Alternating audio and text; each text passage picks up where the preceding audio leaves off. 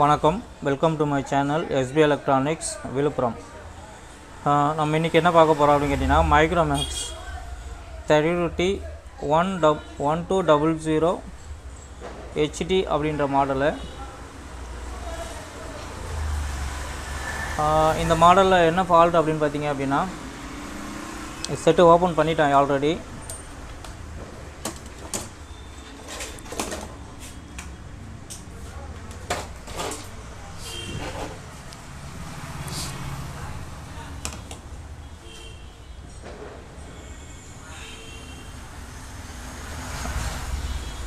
இது வந்து mother board number வந்து பார்த்தீங்க அப்படின்னா TP VST 59S BP778 அப்படின்ற மாடலு. கீழே வந்து ME59PV அப்படின்ற மென்ஷன் பண்ணியிருக்காங்க. இது என்ன ஃபால்ட் அப்படின்னு கேட்டிங்கன்னா, டெட் ஃபால்ட். செட்டு வந்து ஸ்டாண்ட் பை ஆன் ஆகலை. சரி, என்ன ஃபால்ட் அப்படின்றத நம்ம செக் பண்ணி பார்த்தோம் அப்படின்னா, இதில் வந்து பார்த்திங்க அப்படின்னா, இந்த இடத்துல வந்து பார்த்திங்கன்னா ஒரு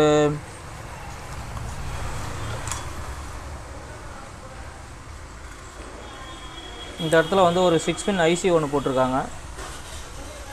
இந்த 6 பின் IC எதுக்காக போட்டிருக்காங்க அப்படின்னு கேட்டிங்கன்னா, 5 வோல்ட்டை வந்து 5 வோல்ட்டுக்காக அந்த IC போட்டிருக்காங்க. அந்த IC என்ன இருக்குதுன்னு கேட்டிங்கன்னா, எரிஞ்சு போச்சு, பர்ன் ஆகிடுச்சு. இதுக்கு நம்ம மாற்று வழி இல்லை ஆல்டர்னேட் சொல்யூஷன் என்ன அப்படின்றத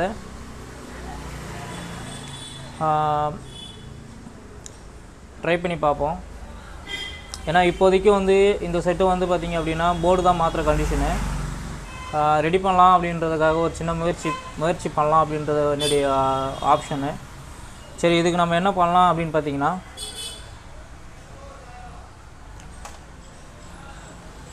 DC to DC கன்வெர்ட்ரு இது லோக்கலில் கிடைக்குது.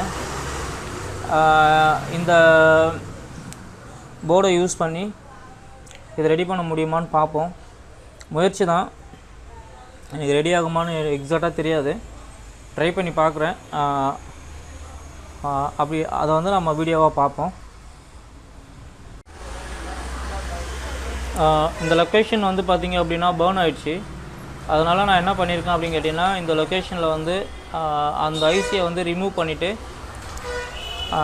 அந்த இடத்த என்ன பண்ணியிருக்கேன், லைட்டாக சால்ட்ரு பண்ணி வச்சுருக்கேன். இது எதுக்காக நான் பண்ணியிருக்கேன் அப்படின்னு பார்த்தீங்கன்னா, எதாவது கார்பன் இருந்ததுன்னா அது வந்து ஒன்றோட ஒன்று டச் ஆகக்கூடாதுன்றதுக்காக அதை க்ளீன் பண்ணிட்டு அதை சால்ட்ரு பண்ணியிருக்கேன். இப்போ இந்த இடத்துல என்ன வோல்டேஜ் வருது அப்படின்றத பார்ப்போம். இது வந்து 5 வோல்ட்டுக்கு போகிறதுக்கு உண்டான LT இண்டக்டர் காயில்.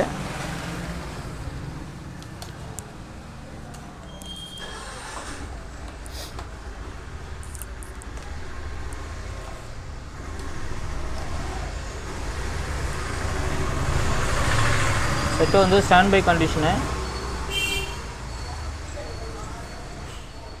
12 வோல்ட் வருது. இந்த ஐசிக்கு வந்து பார்த்திங்க அப்படின்னா 5 வோல்ட் வரணும். இந்த இடத்துல 5 வோல்ட் வரணும், வரல. இங்கேருந்து தான் இதுக்கு சப்ளை வரும். இப்போ நம்ம அதை தான் ரெடி பண்ண போகிறோம். இதில் வந்து பார்த்திங்கன்னா இந்த இடம் 12 வோல்ட்டு, இது 5 வோல்ட்டு கொடுக்கணும். இங்கே கிரவுண்டு. இப்போ இந்த DC to DC ஐசியை யூஸ் பண்ணி ட்ரை பண்ணுவோம். ஒரு சில நேரத்தில் சக்ஸஸ் ஆகும், ஒரு சில நேரத்தில் சக்ஸஸ் ஆகாது. ட்ரை பண்ணி பார்ப்போம். ரெடி ஆகிடுச்சுன்னா ஓகே, அப்படி இல்லைனா வேறு ஆல்டர்னேட் சொல்யூஷன் தான் பார்க்கணும்.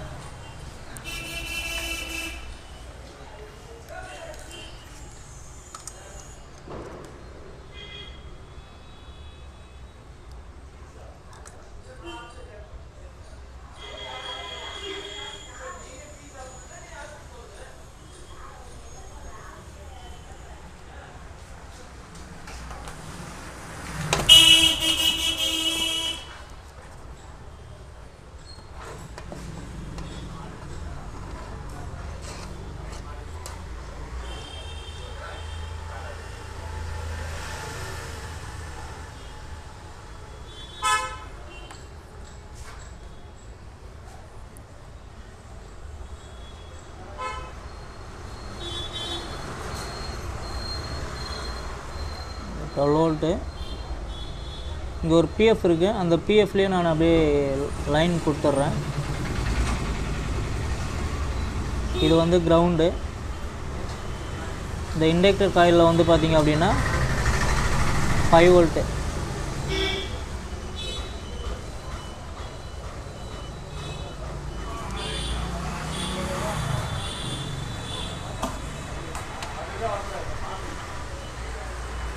இப்போ இது 3 வோல்ட்டுமே கொடுத்துட்டேன்.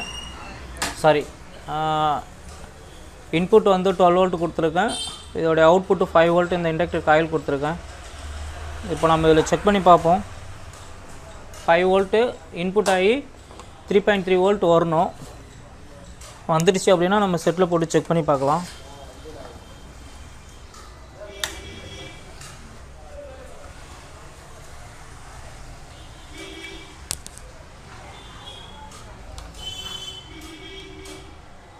இங்கே வந்து 5 வோல்ட் வரணும்.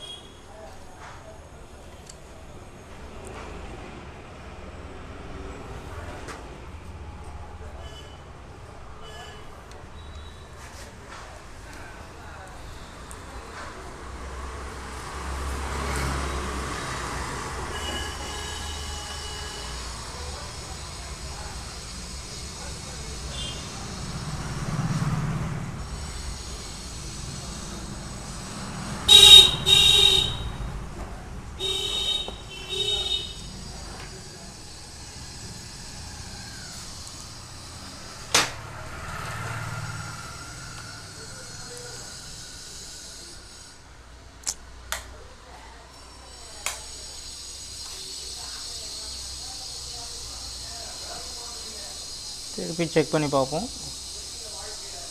12 வோல்ட் இங்கே வருது. இதுக்கு 12 வோல்ட்டு கொடுத்துருக்கோம். இதுக்கு 5 வோல்ட்டு வந்துடுச்சு. இப்போது இதில் ரெண்டாவது பின்னு இந்த ஐசி தான் வந்து 3.3 வோல்ட்டுக்கு உண்டான ஐசி. இதில் வந்து 3.3 வோல்ட் வந்துடுச்சு. ஓகே, இப்போ நம்ம செட்டில் போட்டு ஆன் பண்ணி பார்ப்போம். இது கீப்பர்லாம் போடணும், போட்டு ஆன் பண்ணி பார்ப்போம்.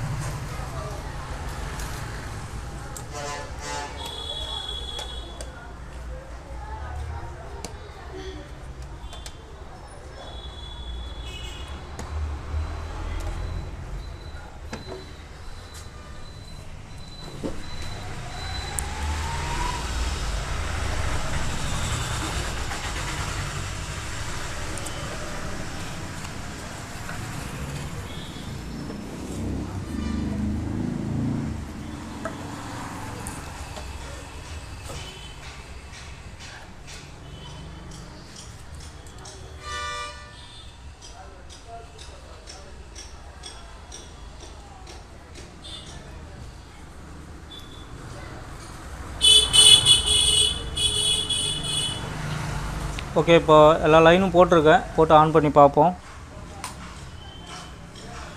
ஓகே, இங்கே பார்த்தீங்கன்னா ரெட் கலர் இண்டிகேட்டர் எரிய ஆரம்பிச்சிச்சு. நான் எதிர்பார்த்த மாதிரி தான் செட் ரெடியாக இருக்குது. நான் ஆன் பண்ணி பார்க்கல, ஆன் பண்ணி பார்ப்போம்.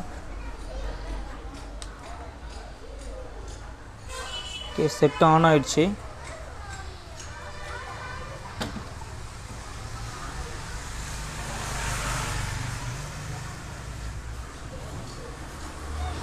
செட்டை ஆன் பண்ணிட்டேன். ஆனால் பேக் லைட்டு வரல. ஓகே, பேக் லைட் வந்துடுச்சு. இப்போ தான் பேக் லைட் வந்திருக்கு. ரொம்ப லேட்டாக வருது, என்ன ரீசன் தெரியல.